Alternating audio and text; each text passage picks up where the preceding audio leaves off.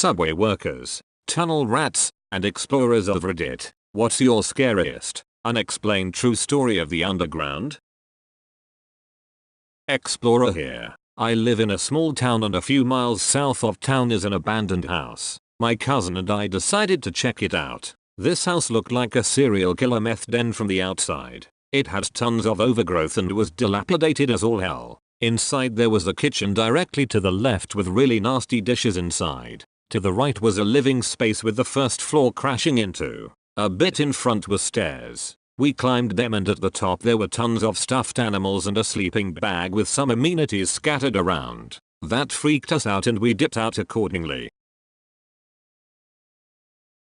There's an abandoned and boarded up World War II fort in the southern part of Belgium that we often sneak into with the scouts. Getting them there requires scaling a sheer wall, where we've placed anchoring points for ropes and climbing gear, next to a relatively busy road, so you're being super quiet, making no light and cowering every time a car passes by so he doesn't spot you in his lights. The atmosphere is set. The moment you enter it, it's like diving into water. Sound stops and the entire place is at a constant 14 degrees Celsius, with a slight breeze passing through. The tunnel is barely large enough for me, slightly broader than the average person, to pass without turning my body sideways. The tunnel is just high enough to work up a decent gate while hunched over. If someone ahead of you blocks a passage for a moment, the breeze stops and it feels like the entire tunnel network takes a breath. Because of the way the tunnels are constructed, they echo in such a way that your own footsteps seem to be coming from behind you. They also seem to take one more step than you do when you stop. Of course we don't allow the guys and gals to take any source of light in there, so it's pretty scary overall. So I'm in there, posted at a side passage to ensure everyone takes the same path and doesn't get lost. I go in first, before any of the climbers arrive, so they don't know there are friendly faces in there to help them. I'm in there for a while, just waiting for the first to come by. When I see a dancing little light coming down the long hallway, I quietly settle back in my nook and wait for whoever was smart enough to hide some matches and take them away. The light quietly bobs closer when I realize there aren't any footsteps accompanying it. I poke my head around the corner just in time to see it disappear. I hear no footsteps still. I settle back and wait some more, when I realize I do hear some scuffling. Very faint. Breathing noises, but still very faint. I become aware of a wet heat coming from right in front of me, with the faint smell of person, sweat, dirt. Suddenly I realize, there's someone there, right in front of me, inches from my face. The breathing stops suddenly. Whatever it is aware of me as well. Whatever or whoever it is, we're both holding our breath, both acutely aware of each other. It takes ages. I'm sitting there, unable to move, speak or breathe properly. The wet heat passes and some minutes later I become aware of very faint light coming from my right side, which soon dissipates and leaves. Some time later still, I hear the familiar stomping of combat boots coming down the hallway from my left. I stop the person, tell them to keep following the passageway and take the first right they come to. Out of curiosity, I ask who went in first. No one. He went in first. Spoiler, it was explained much later. The first guy got lost down a dead-end side passage and the second girl passed him by. She got nervous from the footsteps and removed her shoes. She saw me poke my head from around the corner and dropped the match. She passed me very slowly. One of the later checkpoints said she was crying her eyes out. Freshman year of high school, I noticed this large panel under an old staircase in the basement of a school building.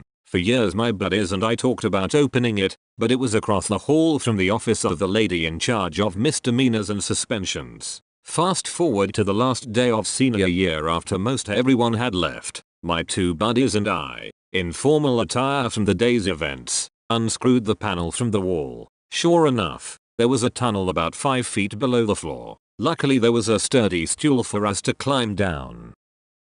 Freshman year of high school, I noticed this large panel under an old staircase in the basement of a school building. For years my buddies and I talked about opening it, but it was across the hall from the office of the lady in charge of misdemeanors and suspensions. Fast forward to the last day of senior year after most everyone had left. My two buddies and I, in formal attire from the day's events, unscrewed the panel from the wall. Sure enough, there was a tunnel about 5 feet below the floor. Luckily there was a sturdy stool for us to climb down. I found a gigantic cement vault under the Arlington National Cemetery. It was super spooky and not on any map. Many years ago I worked as a technical assistant at a coal mining company. This was basically doing the grunt work for those with degrees, taking samples of things, doing data entry, driving the surveyors around etc. One of my duties was to go into the underground mines and take coal, dirt, and air samples on a regular basis. Often this'd be a little away from other workers. One place I'd hate going because every time it'd feel and sound like there was someone standing just behind me to my left and whispering in my ear, even when the nearest other person was 30 yards away or so. My buddy and me spent many years crawling through sewer pipes. One day we were out in the woods, me, him and another friend. We were deep in the woods. We found some pipe sticking out of a hillside and agreed to explore it. Well, we crawled down this thing a good 600 feet or so, on our hands and knees. At times it gets smaller and we are on our stomachs. Finally it comes to one of those big manhole rooms, and we get the impression we're under a house.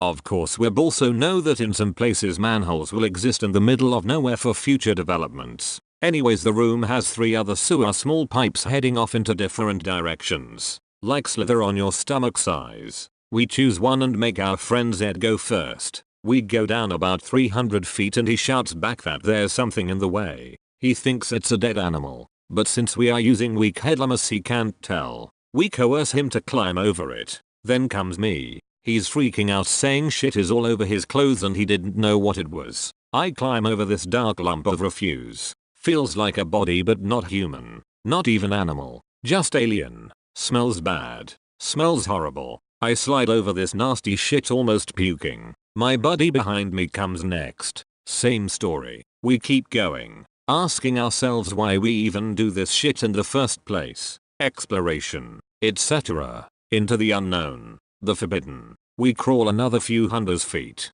Zed starts complaining about a horrible god-awful stench ahead. We can't for the life of him get him to continue. He ends up throwing up. We start throwing the idea around of gas of some sort. He says with his headlamp there's something big up ahead. Looks like an honest to god body. Human maybe. We slide backwards quickly until we get to the manhole room. We crawl out quickly.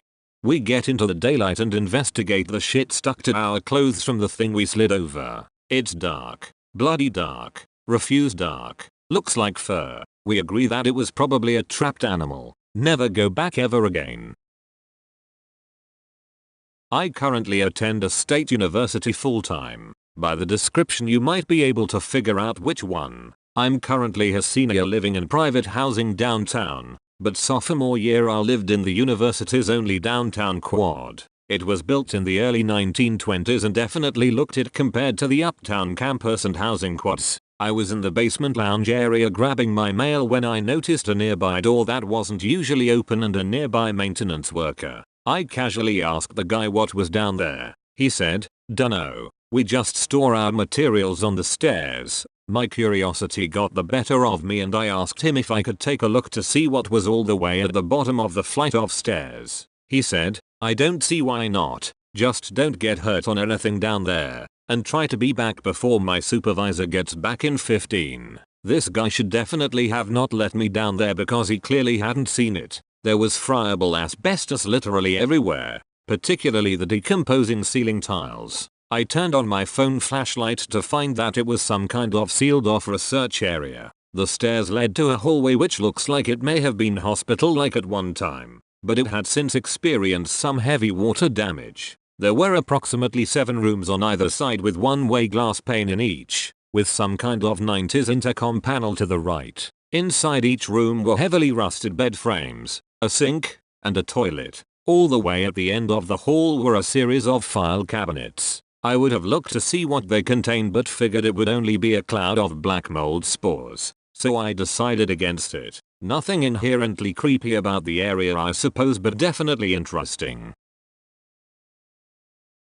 Me and a few friends explored this abandoned quarry once. There was one main tunnel going back into a mountain with tons of straight offshoot tunnels and clearings intersecting it. We came to one of the cleared out areas far back into the mine. The entrance to the tunnel was out of sight with no light other than our spotlights. Laying on some rocks at the bottom of the flooded, partially caved in clearing was one of those old T-verses that sit like a cabinet on the floor. At first we thought it was some kind of chest or crate, but when we put a spotlight on it and realized it was an old TV, it was definitely unsettling. The whole quarry had a creepy vibe to it, but the TV was just really out of place. I guess some of the miners had it running off a generator or something back in the day. Creepy nonetheless.